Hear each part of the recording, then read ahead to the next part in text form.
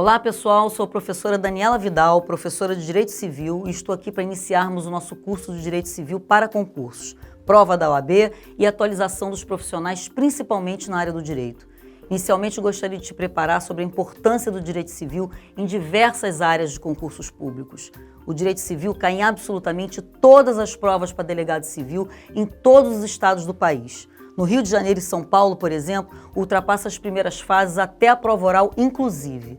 Não adianta você ser muito bom em direito penal e processo penal se bomba no direito civil. Você não vai passar se não estudar direito civil, não vai passar. Nas áreas federais TRF, TRE e Judiciário Federal, de modo geral, ao menos a parte introdutória como parte geral e direito das obrigações cai na maioria dos concursos. Direito civil é uma cadeira extensa que os meus alunos começam a ver desde o segundo período até o último período do curso. Vamos ver passo a passo o que mais se pede nos exames. E tenho certeza que você vai se apaixonar por direito civil como eu. Bons estudos e bons exames. Então vamos lá, pessoal. Nosso primeiro ponto, da personalidade e da capacidade. Conceitos. De pessoa. Pessoa é o ente físico ou coletivo suscetível de direitos e obrigações, segundo a Maria Helena Diniz. Pessoa natural. É o ser humano considerado como sujeito de direitos e obrigações, segundo a própria Maria Helena Diniz. Personalidade jurídica. Aptidão genérica para adquirir direitos e contrair obrigações. A personalidade jurídica, pessoal, independe de qualquer coisa, basta apenas existir a vida, ou seja, quando alguém for considerado como pessoa no âmbito legislativo, quer dizer que este há personalidade jurídica. Toda pessoa natural é dotada de personalidade jurídica, pessoal. Ambos, pessoa natural e personalidade jurídica, são sujeitos de direito, ou seja, fazem parte da relação jurídica e, portanto, são personalidades jurídicas.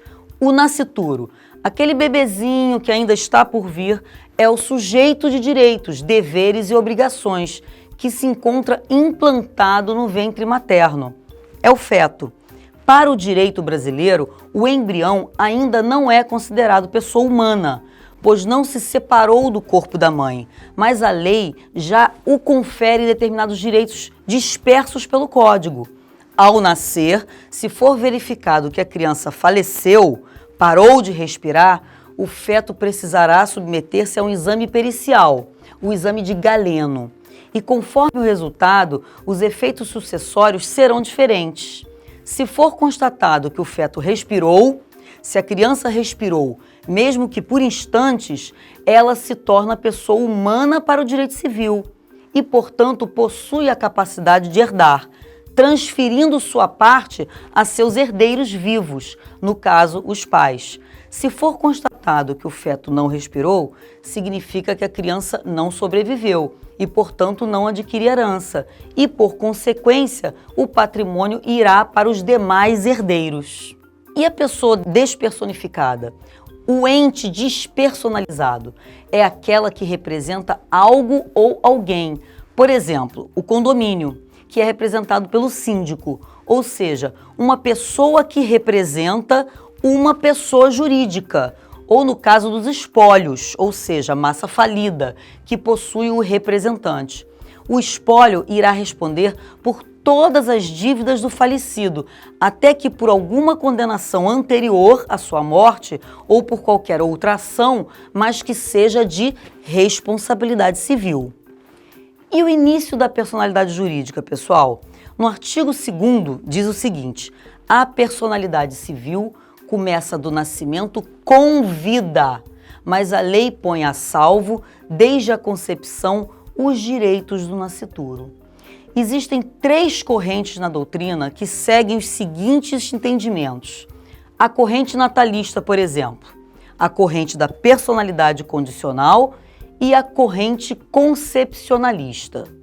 A personalidade na pessoa natural se inicia com o nascimento com vida, como nós já tratamos sobre isso. O nascimento é a separação do ventre da mãe. O que é vida? Vida é o ar nos pulmões. O natimorto, caberá à família registrar a criança ou não. Nascituro tem personalidade formal e após nascer com vida, passa a ter personalidade material, ou seja, sua personalidade material está condicionada ao nascimento com vida, como nós vimos lá atrás. Na personalidade formal, vimos direitos da personalidade, como integridade física. Na personalidade material, vimos direitos patrimoniais e obrigacionais. Detalhe importante, tá? A personalidade começa com o advento da concepção. Uma observação importante que eu tenho que tratar com vocês, gente. O enunciado número 1 do Conselho da Justiça Federal, aprovado na primeira jornada de Direito Civil, se inclina para a teoria estendendo ao natimorto a proteção dada ao nascituro. E a capacidade? A capacidade de direito. Trata-se da aptidão genérica para adquirir direitos e contrair deveres. A capacidade de fato trata-se da aptidão para exercer por si atos da vida civil. Sobre o tema, o que a gente vai avaliar, tá? A capacidade de direito mais a capacidade de fato, que é a capacidade plena. Nós temos aqui as teorias das incapacidades. Os absolutamente incapazes, pelo artigo 3º, inciso 1º, ao inciso 3º do Código Civil. Serão nulos os atos praticados, portanto, e precisam de representação total essas pessoas que se encontram nesse artigo. Não podemos deixar de falar sobre os relativamente incapazes. Eles se encontram no artigo 4º, do inciso 1º ao 4º do Código Civil. Quem são eles? Os menores de 16 anos, os que por enfermidade ou deficiência mental não tiveram o necessário discernimento para a prática dos atos civis. Tem que ser comprovado através de exame médico, tá, gente? Uma perícia técnica realizada por um médico, por um perito técnico. Os que, mesmo que por causa transitória, não puderem exprimir sua vontade, incapacidade incidental, como no caso de pessoas que ingeriram grande quantidade de álcool, não sendo acostumada a beber, ou em caso de vertigem por doença e etc.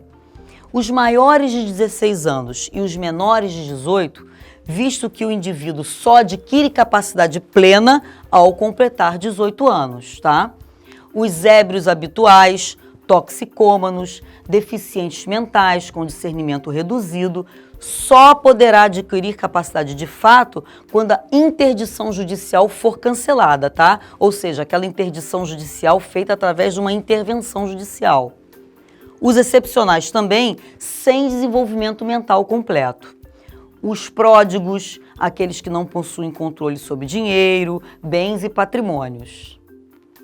Para os relativamente incapazes, na falta dos pais, os tutores ou os curadores, que são os seus representantes legais sob pena de nulidade, tá?